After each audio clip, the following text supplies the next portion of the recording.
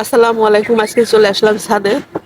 বৃষ্টির ভিতরে আসলে আমাদের গাছ লাগাইলে কয়দিন পরে মারা যায়, তো আমি 2-3 বার উস্তের বীজ ফালাইছি, কিন্তু সেই উস্তের বীজগুলো হয়নি। আজকে আবার লাগাবো। দেখেন, গতবার কিন্তু উস্তে খুবই সুন্দর হয়েছিল। তো মাটি এর ভিতর গোবর দেওয়া ছিল, মাটি দেওয়া ছিল সুন্দর করে।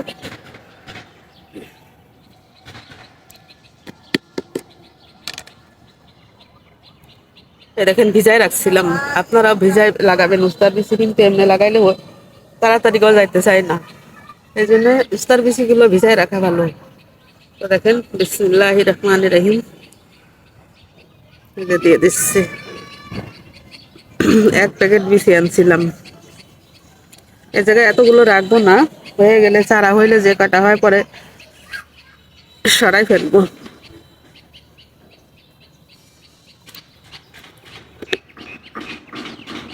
তো 1 প্যাকেটে অনেকগুলোই বীজ দিছে। এই দেখেন, ভিজাই রাখছিলাম। আর এইখানে দেখেন, বরবটি গাছ লাগাইছি। তারপরে ওই যে পেঁপে গাছে কিন্তু পেঁপে হয়েছে। এখন তো দেখাইছিলাম না। আচ্ছা, ওটার প্রসঙ্গ পরে, আগে বীজটা বপন করে নেই। অনেকগুলো বীজের ভিতরে, দেখি আল্লাহ কি করে। এবার একটা বীজও উঠে নাই আগের। এই জায়গায় যদি আল্লাহ দেয় তো পরে। আসলে কি শিল পড়ছে, শিল পরে আমার সমস্ত গাছ না নষ্ট হয়ে গেছে। শিল পড়লে গাছের কিছুই থাকে না। তো মাটি ভিজে আছে, মাটির ভিতরে যেটুকু পানি ছিল ওইটুকু দিয়ে দেবো, এটুকুই হয়ে যাবে।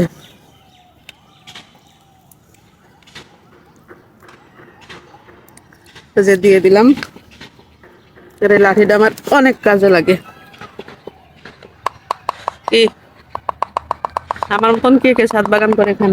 আজকে ক্যামেরাম্যান নেই, এই জন্য ধরাইতে পারিনি। আমি একা একাই এক হাতে গাছ লাগাইলাম, এক হাতে ভিডিও করতেছি।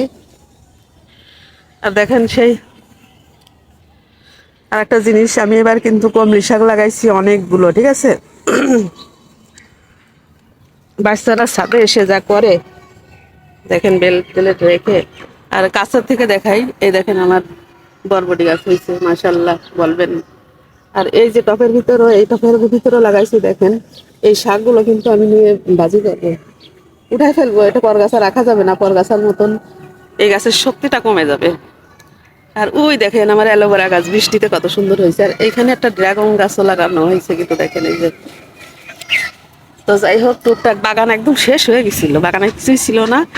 পরে দেখি কি আস্তে আস্তে লাগাইতে লাগাইতে এখন সুন্দর হয়েছে। তো ভালো থাকবেন, সুস্থ থাকবেন। আসসালামু আলাইকুম।